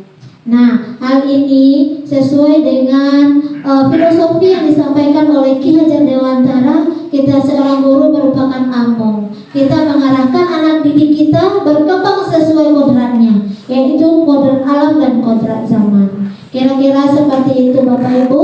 Inilah kesimpulan kita pada siang ini. Mudah-mudahan ilmunya bermanfaat. Kira-kira sebelum kita tutup, ada pertanyaan, kritikan, dan saran dari Bapak Ibu untuk membangun hal positif yang nantinya dapat kita kembangkan bersama. Boleh, silakan Bu. Iya. Jadi pertanyaan Bu. Iya. Jadi tata tertib dengan keyakinan itu harus ada di setiap kelas. Oke, terima kasih Bu Linda. Pertanyaannya sangat bagus sekali. Kebetulan ini kelas 2. Kenapa ada tata tertib? Kenapa ada keyakinan? Apakah harus ada kedua-duanya? Nah, kira-kira seperti ini Bapak dan Ibu. Awalnya sebelum pembelajaran ini kami dapatkan, kami menerapkan tata tertib di kelas kami pada awal tahun ajaran. Kami rancang. Kebetulan tata tertib ini memang kami rancang bersama dengan anak-anak. Mereka menciptakan sendiri apa tata tertibnya. Kalau perlu mereka juga yang menentukan hukumannya seperti apa. Nah, setelah kami mendapatkan materi ini, ternyata langkah yang kami lakukan itu salah. Kami berusaha memperbaiki dengan membuat keyakinan. Kami tempel lagi, kami ciptakan keyakinan bersama lagi di kelas. Kami tempel di dalam kelas. Tujuannya apa? Dengan melihat hal itu setiap hari, merupakan motivasi dari dalam diri anak didik itu sendiri, yaitu motivasi intrinsik, agar mereka bisa berubah menjadi merubah perilakunya menjadi hal yang lebih baik, yang bersifat positif. Kira-kira seperti itu Bu. Bagaimana Bu? Masih ada lagi kritik, saran, pendapat, atau pertanyaan? Pas. Baiklah Bapak Ibu, kami sebagai pemateri hari ini, sebenarnya Bapak Ibu kita sama-sama belajar. Tidak ada yang mengajar, namun kita sama-sama belajar. Kalau ada ilmu baru, mari sama-sama kita sampaikan guna mencerdaskan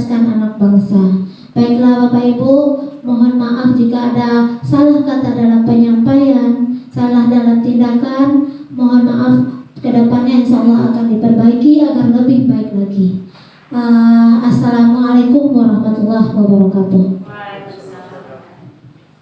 Demikianlah penyampaian diseminasi budaya positif dalam aksi nyata modul 1.4 oleh calon guru penggerak Kota Payakumbuh Angkatan 8 Ibu Retno Noviana SPD. Kita ucapkan hamdalah. Saya sebagai protokol, jika ada kesalahan mohon dimaafkan. Billahi taufiq wal hidayah. Assalamualaikum warahmatullahi wabarakatuh.